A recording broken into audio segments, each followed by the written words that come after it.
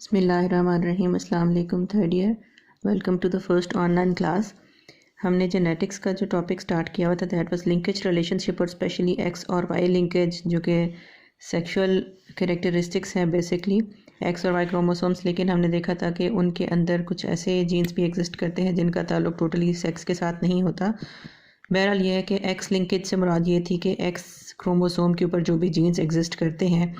उनकी इनहेरिटेंस जो है वो हमने स्टडी स्टार्ट किया था, और इसमें हमने एक क्रॉस की एग्जांपल भी पढ़ ली थी जिसमें हमने ये देखा था कि अगर हम पेरेंटल कॉम्बिनेशंस जो है वो डिफरेंट तरह के अगर लेते हैं तो उसमें क्या मैटर करता है कि मेल और फीमेल के अंदर इनहेरिटेंस पैटर्न जो है वो किस तरह के होंगे। लाइक क्रॉस ए में हमने ये कंसिडर किया कि अगर हम लेते हैं ड्रोसोफिला की फ़ीमेल की टाइप जिसमें वो रेड आइड फीमेल है, that should be having dominant allele at least in one chromosome और एक्स क्रोमोसोम। तो हमने ये कॉम्बिनेशन कंसिडर किया कि फ़ीमेल अगर जो है वो हमारे पास एक्स कैपिटल आर है, कैपिटल आर यानी ये रेड आइड फीमेल है, तो उसको हमने क्रॉस जो है वो करवाया था एक ऐसे मेल के साथ दैट इज़ वाइट आइड। तो उसमें हमने यही डिस्कस किया था कि बेसिकली जो वाइट आइज़ के लिए है वो एक रिसेसिव एलील एग्जिस्ट करता है that is designated as X small are.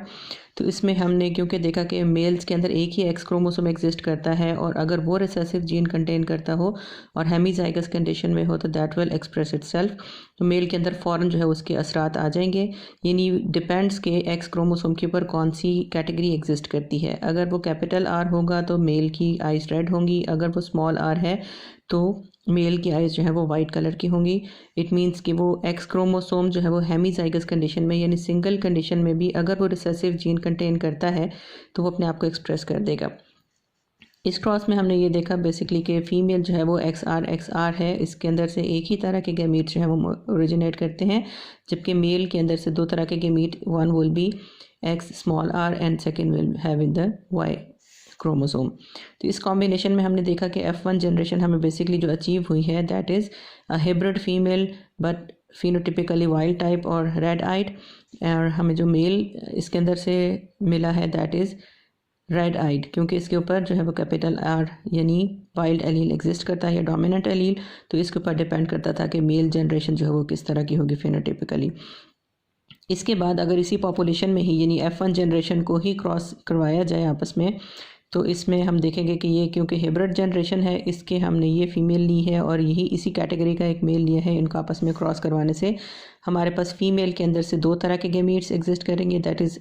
One will be X capital R and one will be X small R. Males के अंदर अगर हम देखें गैमीट्स दो तरह के हमारे पास ओरिजिनेट करेंगे, one will be X capital R and second will be Y containing chromosome. तो इसमें हमारे पास डिफरेंट कॉम्बिनेशन जो हमारे पास अचीव हुए that was two red eyed females. Two red eyed का मतलब क्या है कि हमारे पास इस कंडीशन में एक वाइल्ड टाइप आई है फीमेल, एक हमारे पास हाइब्रिड फीमेल आई है। वन रेड आइड मेल यानी जिसके ऊपर एक्स कैपिटल आर था, वो एक ऐसा मेल था जिसकी रेड आइज थी, and one white eyed male यानी इसमें हमारे पास स्मॉल आर है, तो ये मेल के अंदर जो है वो वाइट आइज का एवोल्यूशन हुआ, इसके अंदर जो है वो जनरेशन हुई थी। अब इसी के कंपैरेटिवली हमने इसी पेरेंटल जनरेशन में अगर थोड़ी सी तब्दीली कर देते हैं, यानी हम ये देखते हैं कि हमने वाइट आइज़ फीमेल यूज़ कर ली और रेड आइड मेल यूज़ कर लिया, तो फिर उसके बाद हमारे पास टोटली जो रिजल्ट्स हैं वो डिफ़र करते हैं। तो मैटर ये करता है कि बेसिकली जो हमारे पास एक्स क्रोमोसोम है वो कैसे कैसे आगे जो अगली जनरेशन्स हैं और उनमें स्पेशली मेल के अंदर कैसे ट्रांसमिट होता है। क्रॉस बी में हमने देखा कि वाइट आइड फीमेल है। वाइट आइड फीमेल होने के लिए दोनों एक्स को जो है वो रिसेसिव एलील कंटेन करना पड़ेगा, और रेड आइड मेल जो है उसके अंदर कैपिटल आर है एक्स के साथ and other chromosome is why. अब इन दोनों के दरमियान क्रॉस करते हुए हमने देखा कि एक जो फीमेल है उसके अंदर से सिंगल काइंड के गैमीट्स बनते हैं that are X small R, जबकि मेल के अंदर से दो गैमीट्स जो है वो हम बना सकते हैं X capital R and Y. इनके क्रॉस से जो हमारे पास F1 जनरेशन आती है, एक होगी हमारे पास एक ऐसी फ़ीमेल जिसके अंदर हाइब्रिड कंडीशन है यानी एक कैपिटल आर एक स्मॉल आर, लेकिन फिनोटिपिकली वो जो फीमेल है वो रेड आइज कंटेन करती होगी। तो इसमें हमारे पास एक रिजल्ट आया है रेड आइड फीमेल का, and second one is the X R, ये जो मदर की तरफ से या उसकी फ़ीमेल पेरेंट की तरफ से कंट्रीब्यूट किया गया था उसके साथ वाई के कॉम्बिनेशन में ये हमारे पास एक ऐसा मेल जनरेट हुआ जिसकी वाई जो है आइज़ का कलर जो है वो वाइट था। तो यहीं पे हम F1 का अगर कंपैरिजन करते हैं तो F1 में हमें टोटली डिफरेंट जो है वो ओरिजिनेट करते हुए मेल्स नज़र आ रहे हैं। जहाँ पे फीमेल ने कंट्रीब्यूट किया था कैपिटल R, तो मेल के अंदर वही गया, वो रेड आइज़ वाला बना। जहाँ पे फीमेल ने स्मॉल r कंट्रीब्यूट किया तो फ़ौरन ही वो मेल के अंदर हेमिज़ाइगस कंडीशन के अंदर उसने अपने आप को शो किया, और मेल की जो आइज़ का कलर है दैट वाज वाइट। इसी की हमने जो F2 जनरेशन जो है वो अचीव की है, इसी F1 टू F1 जो है वो हमने क्रॉस करवाया है। उसके नतीजे में हमारे पास जो फीमेल के गेमीट्स हैं उसको हमने यहाँ और मेल के गेमीट्स को इधर लिख दिया। पनेट स्क्वायर में जो हमारे पास अचीवमेंट आई है that is one white eyed female जिसमें दोनों होमोजाइगस कंडीशन में रिसेसिव एलील्स हैं, वन रेड आइड फीमेल जिसमें हमारे पास एक ऐसी फीमेल है जिसमें हिब्रिड कंडीशन है but phenotypically it is wild और रेड आइड। एक हमारे पास मेल ऐसा आया है जिसमें वाइट आइज़ हैं क्योंकि उसने फीमेल से स्मॉल r का एलील अचीव किया है, और एक एंड पे हमारे पास जो एक कॉम्बिनेशन आया है that is x capital RY जिसमें एक मेल है रेड आइज़ का। तो इस तरह के सिंपल क्रॉसेस से बेसिकली समझाने का मकसद ये है कि हम जो एक्स क्रोमोसोम है उसका इनहेरिटेंस पैटर्न देखना चाहते हैं कि डिपेंड करता है फीमेल में अगर उसने अपने आप को ट्रांसमिट करना है और अगर वो एलील अपने आप को शो करना चाहता है तो उसको या तो डोमिनेंट होना पड़ेगा, या फिर अगर रिसेसिव है तो वो होमोजाइगस रिसेसिव कंडीशन में आएगा तो फीमेल में एक्सप्रेस करेगा। लेकिन मेल के अंदर क्योंकि वो एक ही एक्स क्रोमोसोम होता है उसको कवर करने के लिए कोई दूसरा पार्टनर कोई दूसरा एलील नहीं है, इस वजह से जब भी वो हेमिजाइगस कंडीशन में आएगा दैट विल एक्सप्रेस इटसेल्फ, चाहे वो रिसेसिव एलील ही क्यों ना हो वो अपने आप को एक्सप्रेस कर देगा वहाँ पर। नेक्स्ट हम स्टडी कर रहे थे पेज नंबर 111 से। X-linked recessive traits are expressed in male offsprings because the male Y chromosome does not carry an allele to mask the recessive gene। यानी मेल्स में हमारे पास हेमिजाइगस कंडीशन में भी वो जीन जो है वो अपने आप को एक्सप्रेस करने वाला है क्योंकि उसको कवर करने के लिए कोई दूसरा पार्टनर नहीं है। If the mother is heterozygous, a carrier, she will not show the trait, but approximately half of her sons will। यानी हमारे पास अगर एक ऐसा क्रॉस देखा जाए जिसमें हम ये कंसिडर करते हैं कि मदर जो हमारे पास हेट्रोजाइगोट है यानी एक उसके पास एलील डोमिनेंट है और एक रिसेसिव है, बिल फर्ज के अगर ये जो डिजीज़ कॉजिंग एलील है ये हमारे पास रिसेसिव एलील कोई भी अबनॉर्मलिटी कॉज करने वाला है। अब ये हम देखेंगे कि फ़ीमेल जो है अपने अंदर से कितनी काइंड के गेमीट्स जनरेट कर सकती है, तो हम यही प्रिज्यूम करते हैं कि एक हाफ उसके गेमीट्स जो है वो एक्स कैपिटल R वाले और हाफ स्मॉल r वाले होंगे। अब अगर बिल फर्ज इसके साथ जो स्पर्म आकर मिलेगा तो ये कॉम्बिनेशन हमारे पास एक्स कैपिटल RY जो कि हमारे पास इसके सन की कैटेगरी जो है वो दैट विल बी नॉर्मल। लेकिन फ़र्ज़ करें कि अगर ये वाला गेमीट जो है एक्स स्मॉल r जो कि हम कह रहे हैं कि इसकी 50% ही रेशो है यानी 1:1 रेशो या 50 to 50% रेशो, अगर इसके साथ इस y का कॉम्बिनेशन बनता है तो हमारे पास हम कह सकते हैं कि ये बेसिकली डिजीज़ होगा या मेल फॉर्म्ड होगा या इसके अंदर जो है वो एबनॉर्मलिटी फ़ौरन ही अपने आप को शो करेगी। तो डिपेंड करता है कि फ़ीमेल जो है वो हेट्रोजाइगस है या होमोजाइगस कंडीशन में है। तो एक्स ट्रेट्स को देखते हुए अगर तो फ़र्ज़ करें हमारे पास ये जो हाफ के मीट्स हैं उनके कॉम्बिनेशन वाई के साथ बनेंगे तो जो मेल प्रोड्यूस होंगे दैट विल बी नॉर्मल। लेकिन अगर उसी का उलट अगर हमारे पास दूसरे 50% इस तरह की रेशोज अकर करती हैं तो हमारे पास एबनॉर्मलिटीज़ जो है वो शो हो जाएंगी। Male offsprings always receive the X chromosome from their mother and the Y chromosome from their father, and thus X-linked traits tend to be passed to males from their mothers। यानी simply बात का मतलब यही है कि क्योंकि mails के अंदर जो एक्स लिंक्ड इनहेरिटेंस है उसकी वजह उनकी मदर होती है, मदर की तरफ से ही वो एक्स क्रोमोसोम रिसीव करते हैं क्योंकि फादर से हमेशा उनको वाई क्रोमोसोम मिल रहा होता है। तो एक्स लिंक्ड इनहेरिटेंस अमूमन हमें जिगजैग पैटर्न में जो है वो मिलती है, यानी mother to son and son to daughter, फिर आगे इस तरह से जिगजैग पैटर्न में ये चलती जाएगी। X-linked recessive alleles are often expressed in males in alternate generations. A father who shows a recessive X-linked trait passes the gene to all of his daughters. The daughters are then carriers and may pass the gene to half of her sons। यानी इसमें हम ये देखते हैं कि basically अगर फ़र्ज़ करें कि आपके पास मेल जो जिसको हम फादर कंसिडर कर रहे हैं उसमें हम ये कह रहे हैं कि इस एग्जाम्पल में क्योंकि उसने जितनी भी आगे से जनरेशन पैदा होगी उसमें वाई क्रोमोसोम उसके सन्स को ट्रांसमिट हो जाएगा, जबकि एक्स क्रोमोसोम जो है वो अपने अगली जनरेशन में अपनी डॉटर्स को देंगे। अब जब ये एक्स कंट्रीब्यूट करेंगे डॉटर्स के लिए तो उस पर एक रिसेसिव जीन जा रहा है, यानी इसमें अगर फ़र्ज़ करें कि इनकी जो मदर है दैट इज़ नॉर्मल और अगर मदर की तरफ से ये एक्स आर कंट्रीब्यूट किया है उसने तो फादर ने हमेशा जो है वो यही वाला कंट्रीब्यूट करना है। इस सूरत हाल में जो है वो उसकी हाफ डॉटर जो है वो नॉर्मल हो, कैरियर ज़रूर होंगे किसी न किसी सूरत में, यानी वैसे बेसिकली तो उसकी ये डॉटर जो है वो नॉर्मल है क्योंकि डोमिनेंट एलील एग्जिस्ट कर रहा है, लेकिन वो कैरियर हर हाल में होगी क्योंकि उसके पास जो है वो रिसेसिव एलील एक एग्जिस्ट करता है। अब फ़र्ज़ करें कि इसमें जो डॉटर्स हैं वो आगे अपने गैमीट्स जब जनरेट करेंगी तो इसमें हम देखेंगे कि हाफ गैमीट्स जो है वो एक्स कैपिटल आर रखेंगे, लेकिन हाफ गैमीट्स जो है वो स्मॉल आर कंटेन करेंगे। यानी सिंपली आप कह सकते हैं कि इसकी भी 50% रेशो है और इसकी भी 50% रेशो है। इसमें अगर फ़र्ज़ करें कि आगे जाकर ये एक्स कैपिटल आर देती हैं और वाई के साथ कंबाइन करते हैं तो इनके जो सन्स हैं, क्योंकि ये वाई क्रोमोसोम वाले मेल जनरेट हो रहे हैं, तो इसमें प्रॉबिलिटी है कि ये नॉर्मल होंगे, जबकि 50% जो है वो इस तरह के गैमीट्स जब कॉन्स्टिट्यूट करेंगी तो उनके जो सन्स हैं वो डिजीज़्ड होंगे या एबनॉर्मेलिटी आएगी उनके अंदर। तो इसमें बेसिकली जब जब इसके अंदर से गैमीट्स जनरेट होंगे तो जिगजैग पैटर्न में, यानी फादर से डॉटर्स की तरफ ट्रांसमिट हुआ। डॉटर्स अगरचे वो डोमिनेंट रखने की वजह से अब नॉर्मल नहीं थी, लेकिन वो कैरियर थी, और कैरियर का जो सबूत है वो में उनकी अगली जनरेशन में मिल जाता है जब वो अपने आगे वाले सन्स को पास ऑन कर देती हैं, यानी हाफ सन्स उनके नॉर्मल होते हैं और एटलीस्ट हाफ सन्स को वो ये वाला जो है रिसेसिव एलील पास ऑन करती हैं, जिसकी वजह से एबनॉर्मेलिटी जो है वो जाहिर हो जाती है अगली जनरेशन में।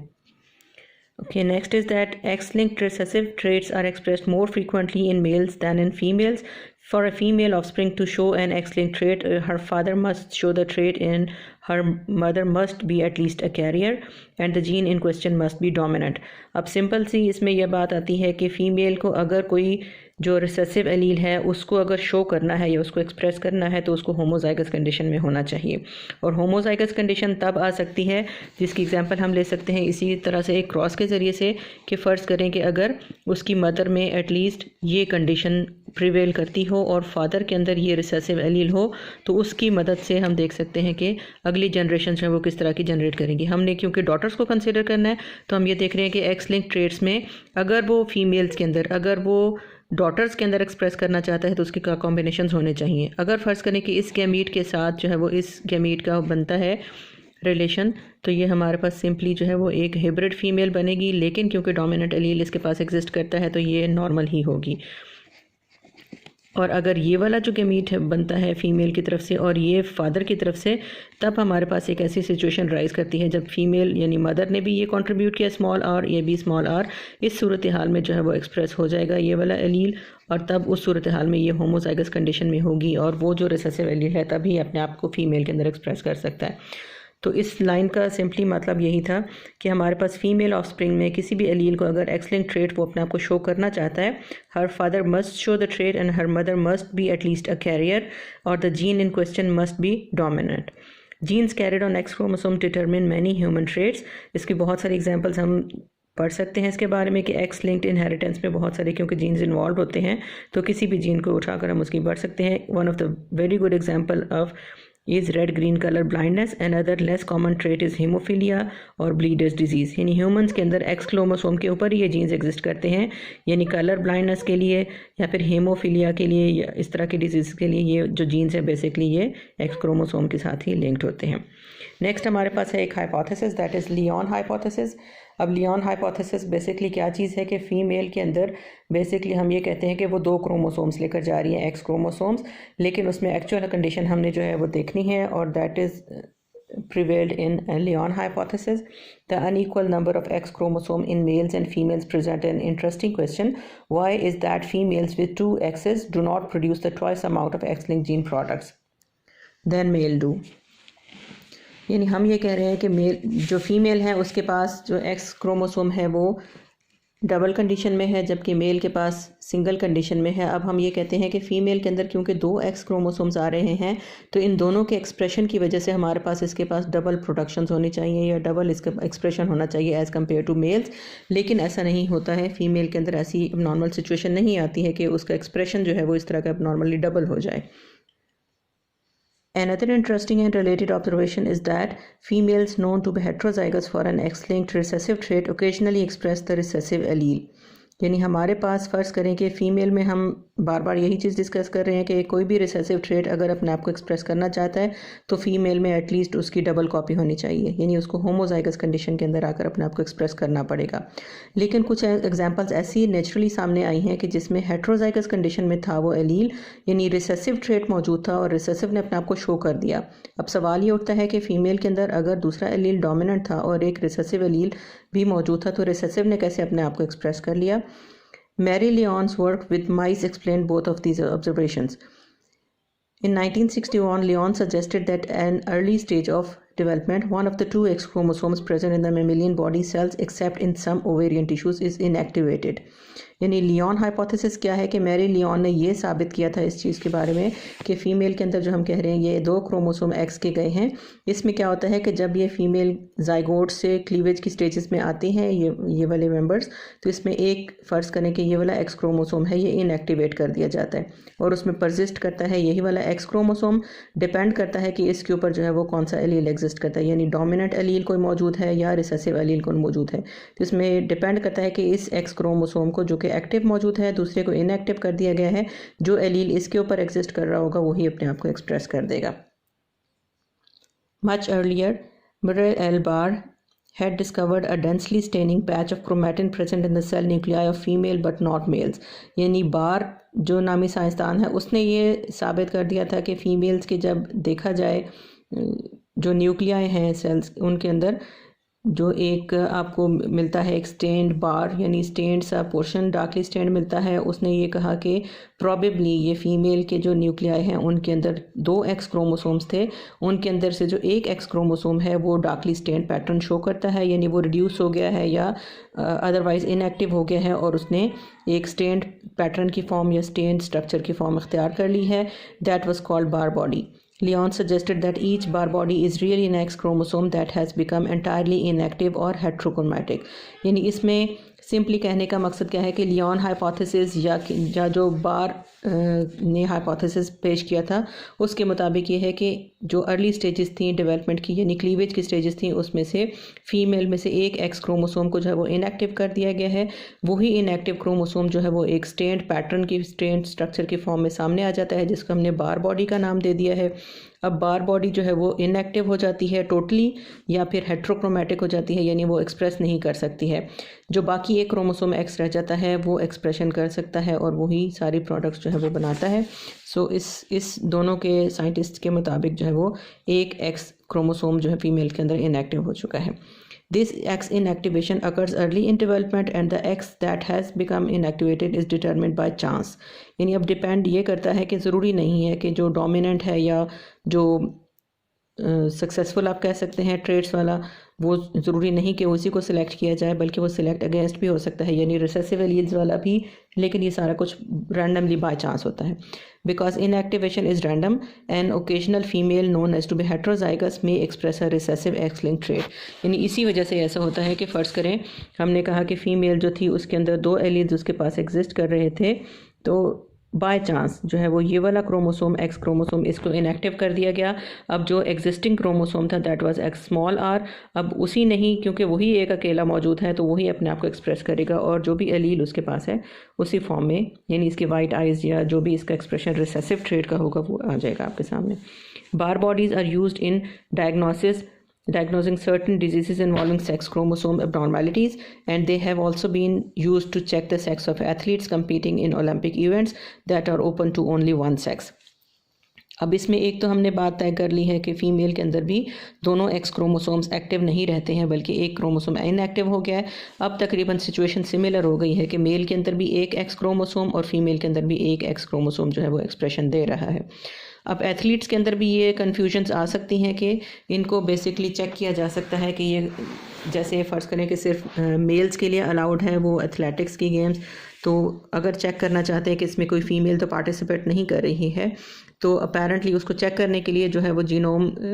के सीक्वेंसेस या उसमें जेनेटिक स्टडीज़ कर ली जाती हैं और पता चल जाता है कि अगर फ़र्ज़ करें उसके अंदर ऐसी सिचुएशन नज़र आती है कि एक्स क्रोमोसोम एक मौजूद है लेकिन दूसरा वाई नहीं है बल्कि एक बार बॉडी है, बल्कि एक डार्कली स्टेन्ड आपको पैच नज़र आ रहा है, तो फ़ौरन उससे साबित हो जाता है कि जेनेटिकली जो है वो ये फ़ीमेल है और इसका जो है एथलेटिक्स की उस गेम के लिए जो उसका पार्टिसिपेशन नहीं बनता था या वट जो उनके कंक्लूजन्स हैं वो इस तरह के फैसले हो जाते हैं। Olympic events that are open to only one sex, the procedure involve staining and examining the cells scrapped from the inside of mouth. यानी एथलीट्स के जो चीक सेल्स हैं उनमें से सेल्स लेकर उनको स्टडी कर लिया जाता है कि अगर उनमें बार बॉडी कोई एग्जिस्ट करती है तो फ़ौरन जो है उसको क्लेम किया जा सकता है कि ये इस सेक्स के लिए जो है वो अलाउड गेम्स नहीं थी या उसके लिए थी। नेक्स्ट हमारे पास है Y linked inheritance. Y linked क्योंकि हम देखते हैं कि वाई क्रोमोसोम एग्जिस्ट ही सिर्फ मेल्स के अंदर करता है तो फादर टू सन सिर्फ इसमें जो है पॉसिबिलिटीज़ हो सकती हैं। Y linkage is rare because the Y chromosome is small and carries few genes except those determining the maleness. The pattern of transmission for Y link traits when they occur is relatively easy to diagnose. Y link traits are passed from a father to all of his sons but all sons must receive their father's Y chromosome. तो ये एक simple सी चीज़ है। इसमें एक तो हमने ये देखा था कि एक्स क्रोमोसोम की तरह जो है वो उस तरह का रोल नहीं है वाई क्रोमोसोम का, क्योंकि ये साइज़ में भी उससे छोटा है और जीन्स भी उसके मुकाबले में कम ही एग्जिस्ट करते हैं एक्स क्रोमोसोम के मुकाबले में। तो इसलिए इसका एक्सप्रेशन जो है वो होता भी सिर्फ मेल्स के अंदर ही है, सेक्स से रेलेवेंट है और डिपेंड करता है कि फ़ादर की तरफ से उसको रिसीव भी हुआ है या नहीं। यानी जिसमें हम कहते हैं ना कि नॉन डिस्टिंक्शन की वजह से कहीं ये तो नहीं कि उसके अंदर मिसिंग हो गया है Y chromosome. That was all about X and Y inheritances. अब उसमें आगे हम देखेंगे इसी से रेलिवेंट कुछ है कि सेक्स इन्फ्लुएंस्ड ट्रेड्स, यानी कुछ ऐसे ट्रेड्स होते हैं जो कि ख़ास किसी एक सेक्स में प्रिवेलिंग जो है वो उसको प्रेफर करते हैं। अब एक्चुअली ये जो सेक्स इन्फ्लुएंस ट्रेड्स हैं इनका ताल्लुक डायरेक्टली एक्स या वाई क्रोमोसोम के साथ नहीं है, बल्कि ये किसी भी दूसरे ऑटोसोम के ऊपर एग्जिस्ट कर सकते हैं ये वाले फीचर्स, लेकिन प्रीडोमिनेंटली किसी एक सेक्स के अंदर इनका इन्फ्लुएंस ज़्यादा हो जाता है।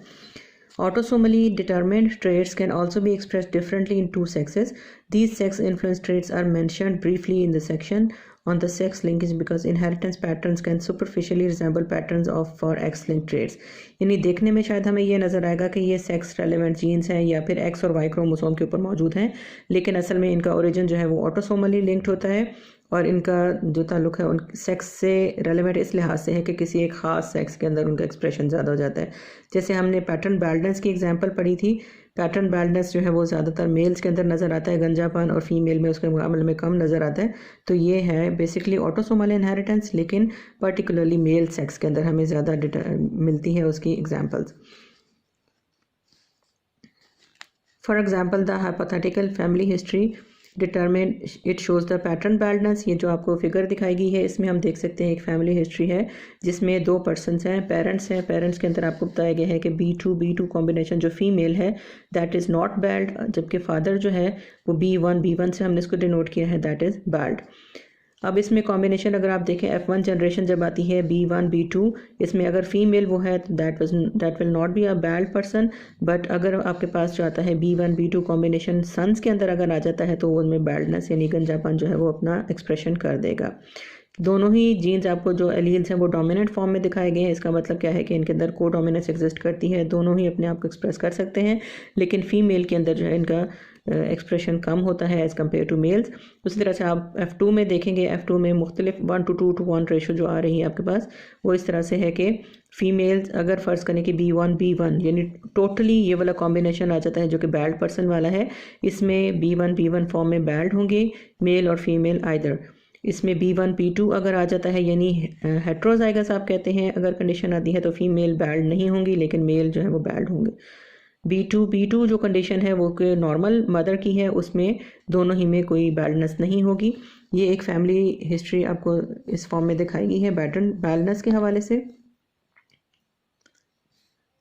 Gene physiology rather than the gene transmission explains the preponderance of the affected males. The gene for pattern baldness act as a dominant gene in males because of high levels of testosterone, the male sex hormone. यानी जैसे पहले भी हम इस चीज़ को discuss कर चुके हैं कि सिर्फ वो क्रोमोसोम, सिर्फ वो एलील ही नहीं होता जिसका एक्सप्रेशन मैटर कर रहा है, बल्कि कंडीशंस दूसरी भी जो प्रिवेल कर रही होती हैं एक ह्यूमन की बॉडी में या किसी ऑर्गेनिज्म की बॉडी में। जैसे इसको रिलेट कर दिया गया है कि पैटर्न बैलेंस का जो जीन है उसको टेस्टोस्टेरोन हार्मोन का लेवल भी इफ़ेक्ट कर रहा है। तो वो सेक्स जिसके अंदर टेस्टोस्टेरोन का लेवल ज़्यादा होगा उसमें बैलेंस का जो एक्सप्रेशन है वो ज़्यादा होगा, और फीमेल में क्योंकि टेस्टोस्टेरोन हार्मोन अगर मौजूद है तो वो बहुत उसका लेवल जो है वो बहुत माइनर सा है, कम है, इस वजह से उनके अंदर जो पैटर्न बैलेंस अपने आप को एक्सप्रेस नहीं करती है। Females, on the other hand, express the trait only when the gene is homozygous because females' testosterone levels are low. When the gene is expressed, it results in extreme thinning of the hair but not complete baldness. यानी अगर आपके पास ये situation आ भी जाती है B1 की इस female के अंदर, तो इसमें इनके बाल बहुत थिन हो जाते हैं, कम हो जाते हैं, लेकिन मुकम्मल तौर पर उसकी वजह से बाल्डनेस नहीं आती। Because the dominance relationship of the two alleles are not fixed, upper and lower case letters cannot be used to symbolize the alleles. यानी हम इसको दोनों को कैपिटल लेटर से इसीलिए लिखा है क्योंकि इनके अंदर को डोमिनेंस एग्जिस्ट करती है, इसमें डोमिनेंट और रिसेसिवनेस का कोई चक्कर नहीं है।